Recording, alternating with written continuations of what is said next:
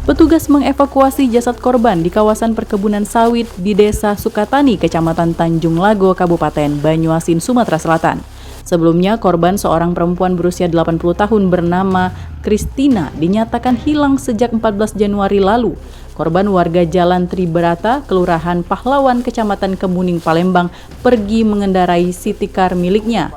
Keluarga melaporkan orang hilang ke Mapolda Sumatera Selatan. Diketahui korban terakhir pergi mengendarai mobilnya bersama tetangganya, Yunas Gusworo, 61 tahun. Kecurigaan muncul setelah Yunas ikut menghilang. Hasil penyelidikan kepolisian, Yunas diamankan di Tulung Agung, Provinsi Jawa Timur. Korban dihabisi hanya untuk mengambil mobil korban. Pelaku Yunus mengaku jasad korban dibuang di kawasan perkebunan kelapa sawit. Selama 3 hari polisi mencari jasad korban tetapi tidak berhasil dikarenakan pelaku tidak ingat lokasi pembuangan. Di hari keempat polisi akhirnya berhasil menemukan jasad korban di perkebunan kelapa sawit. Waryanto, Kepala Dusun Desa Sukatani, Tanjung Lago, Banyuasin, Sumatera Selatan terkejut atas kejadian ini. Sebelumnya sempat ada informasi dari Polsek kalau ada mencium aroma busuk segera melapor dan tidak menyangka justru jalan ini yang biasa dilalui warga sama sekali tidak mencium aroma busuk. Sih ada informasi dari Polsek kan, kalau ada menemukan bau menyengat atau gimana suruh melapor.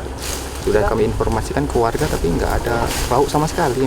Ini selalu dilintasi orang? Dilintasi. Masalahnya warga mau ke pasar, mau keluar ke kota lewatnya sini semua Pak. Nggak pernah ada yang nyium? Nggak ada yang curiga, padahal sudah diinformasikan ke grup dusun. Apabila yang mencium bau menyengat seperti, mohon maaf ya Pak, bangkai gitu, suruh melapor ke kantor desa. Sudah di grup sama Bapak Kepala Desanya sudah diinformasikan seperti itu. Sementara keluarga korban tidak menyangka kalau pelakunya tetangga yang dikenal korban. Walau kondisi korban sulit untuk dikenali, keluarga korban mengetahui dari jam tangan yang ditemukan pada jasad korban.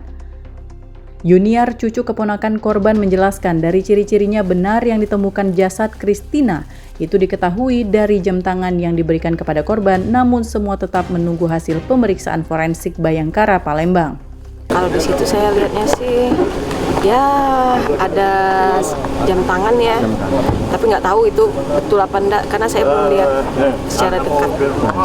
Ya kebetulan itu kemungkinan besar itu jam yang saya beli. Polisi kini menyita kendaraan milik korban. Polisi juga mengamankan barang bukti lain hasil olah TKP di lokasi kejadian, termasuk pemeriksaan pelaku terkait motif sesungguhnya. Dari Palembang, Sumatera Selatan, Firdaus Ainus melaporkan.